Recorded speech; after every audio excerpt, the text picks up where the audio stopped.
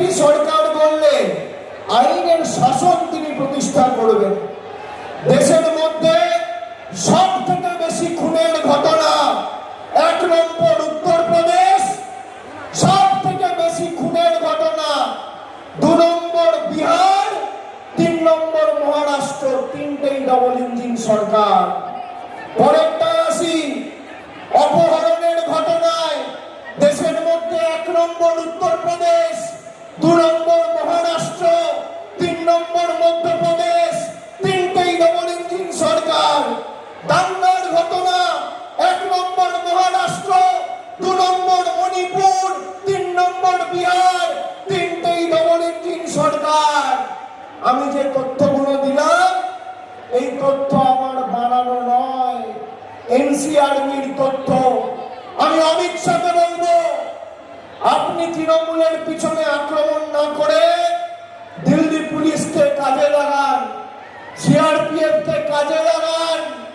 কে আপনার বক্তব্যটা লিখেছে তাকে বার করুন, তাকে বার করে তাকে চিহ্নিত করে তার বিরুদ্ধে ব্যবস্থা নিন।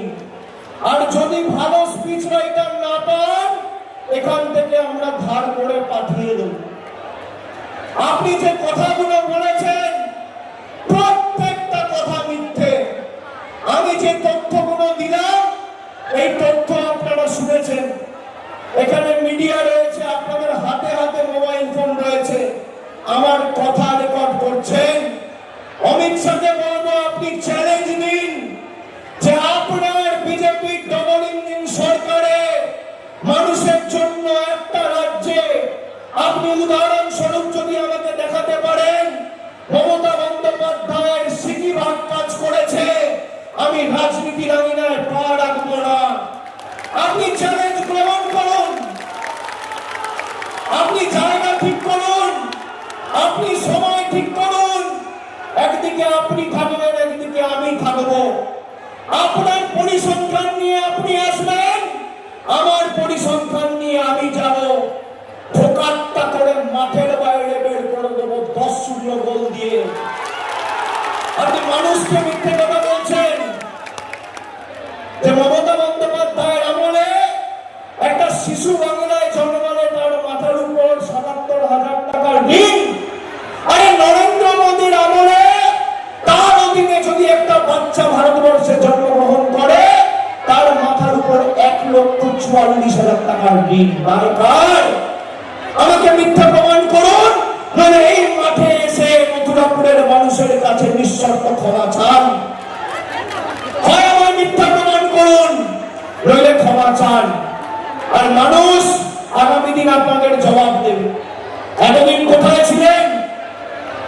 এখানে এসে 2020 সালে 2021-এর নির্বাচনের প্রাক্কালে বলেছিল সুন্দরবনকে আমরা আলাদা করে জেলা করে 2 লক্ষ কোটি টাকা দেবো। মনে আছে?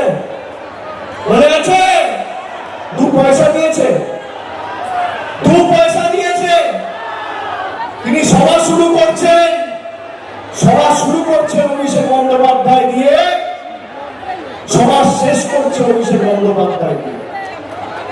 আমার বক্তব্য করা ভালো কথা, আমার বক্তব্য আপনি 10 বছর ধরে করছেন। মানুষ আমার সাথে আছে, আপনার সাথে যেমন ইডি আছে, সিবিআই আছে। আপনি এজেন্সিকে আমার বিরুদ্ধে লাগিয়ে আমার কেশাগ্র স্পর্শ করতে পারেননি, কাজ খোলা করেছে মানুষ আমার সাথে। আর এই জেলা 2008 থেকে তৃণমূলের শক্তিশালী ঘাঁটি।